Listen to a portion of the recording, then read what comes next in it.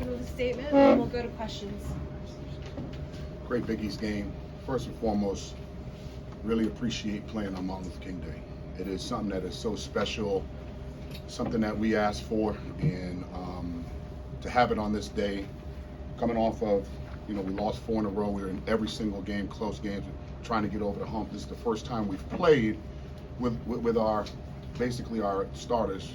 The last time we had that group on the floor together like that was December 14th at Syracuse. So we've gone through some ups and downs, and this is the rigors of the Big East, right? Dixon is a load. I mean, a load. He can score it in every imaginable way. I thought his last shot was going to go in, but I'm really proud of our men's resilience. Today was a resilient win. Today was a culture win. Today was a program win. And again, I've coached in the Big East for many times. I don't know how many times I've won in this building as an assistant coach or a head coach. So to be down the way we were, wasn't going our way, for our men to fight back. I think we got 9 straight stops. The defensive side of the ball, we still got to try to get to 70, right? I don't know if we had 70. The last time we scored 70, I think, was against Creighton. So, I mean, our offense got to do a better job. And again, you see how rusty Tommy was. He normally makes all those layups. And then, a little bit of rust came off of Epps. But it's good to have Tommy come home and play well. And obviously, Peavy showed some incredible leadership today. Really, really, really good leadership. But overall, just a great team win.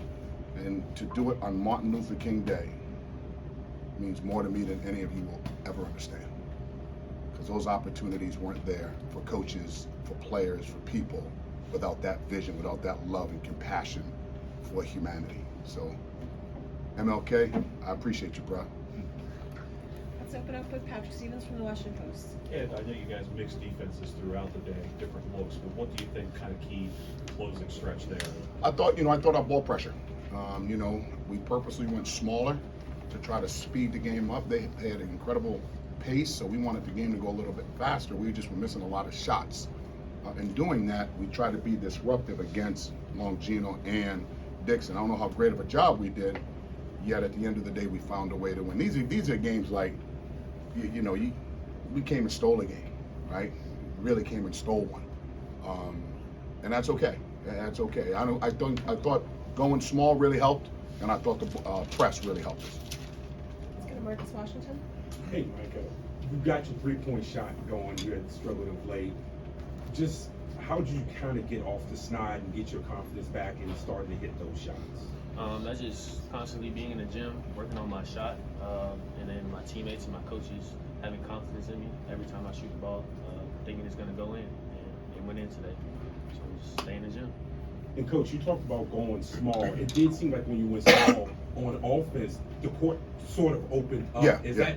that what you were trying to achieve out of that? Yes. Again, I have babies out there. Some of these guys are in diapers, right? Seriously. And I mean, there's men. We're playing against, 5th-year seniors, physical bodies. We wanted to space the floor a little bit. We just couldn't go mano a mano. So we wanted to try to use our speed a little bit and, go back and forth with it. I didn't realize Tommy would be that way. He never misses that many layups, ever, right? So hopefully it's out of his system, and, look forward to when he plays again this Saturday down at Providence. Let's go to Ron Bailey, and then next to him, and then right up here. Sorber, on those missed layups, how do you remain mentally plugged in? You still competed, you rebounded, you defended, even though you were missing bunnies. Well, coming into the timeout break after I missed like a couple layups, my coaches and teammates just told me to stay in it, find other ways to impact the game, and that's what I did. Peavy, 5.2 seconds, ball in your hand. What was going through your mind? How did it unfold? They called the play for me to go get a bucket, and I just trusted my work. I appreciate the coaches trusting me. I knew they weren't going to help off the corner, and I made the bucket. Thank you. Let's go next to him right there. Coach, everyone outside of Dixon and Longino just 16 points. Was your game plan to kind of try to just? It was actually the opposite way. So obviously I didn't do a really good job at that. It was actually the other way. So I mean, those 2 players are really good players, and you're not gonna stop those guys. I mean, this is their home. They live in here. They've taken a million shots in here. And again, he had some younger guys playing. Obviously, with the I don't know the kid's name, Pablo, right? Him out the game, they changed the whole game. I mean, he's an elite scorer, rebounder for them, older player. that definitely played into, the game as well. Him not there. Hopefully he's okay. And I don't know what happened in that there. But again, it's the Big East, and you got to be prepared for stuff like that. You discussed your own experiences here at the Finn, but Mhm. for Georgetown, this is your first win as a program at the Finn since 2011 or 2012. What does that mean for the program to get a win here?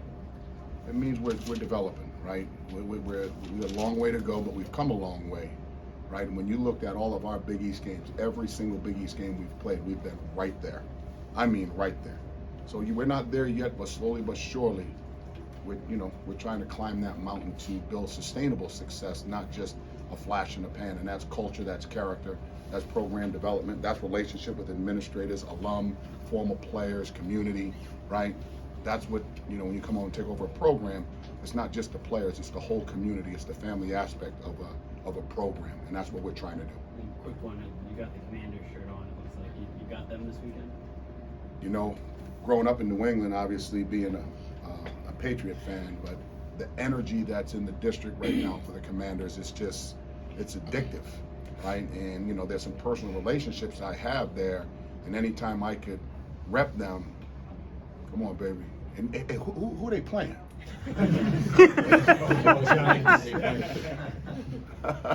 It's all love, baby. All right, let's come up here. We'll go 1, 2, and 3. Okay.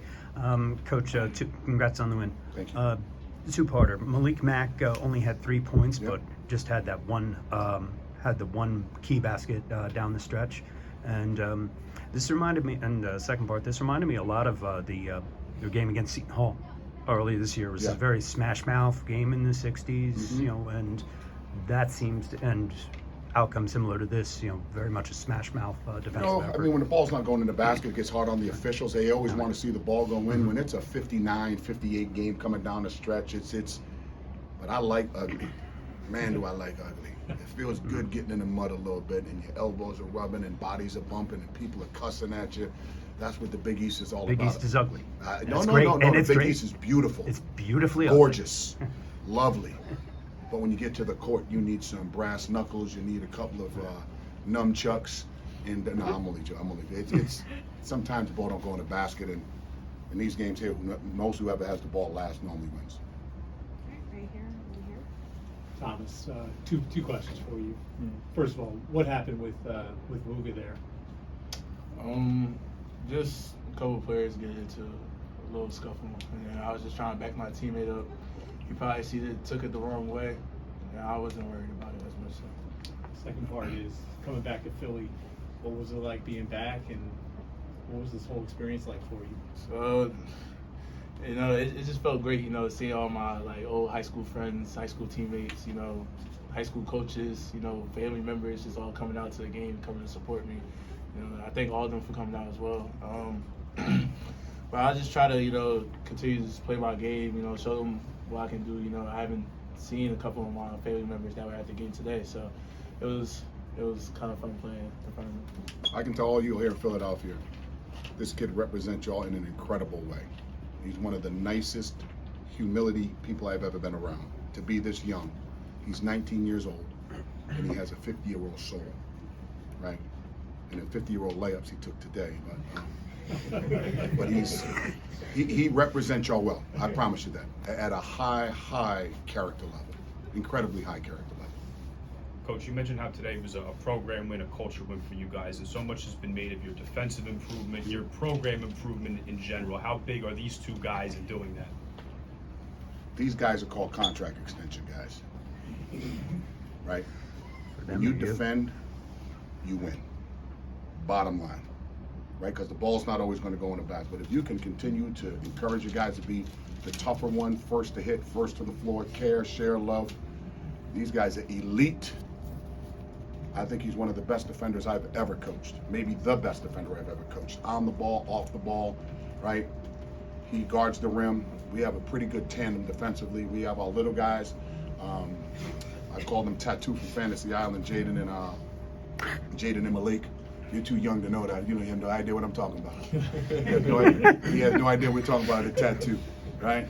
So we coach it pretty hard.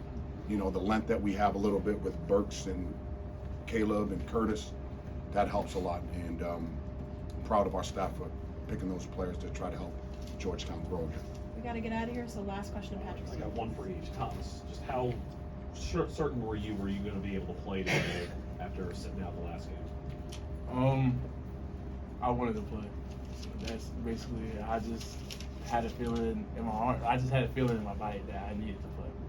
And Micah, just how galvanizing can a win earned this way be for a team like this? I think this win is big for us, and we're gonna just build off of it, going into Providence and win this game for Coach Cool. That's our next game.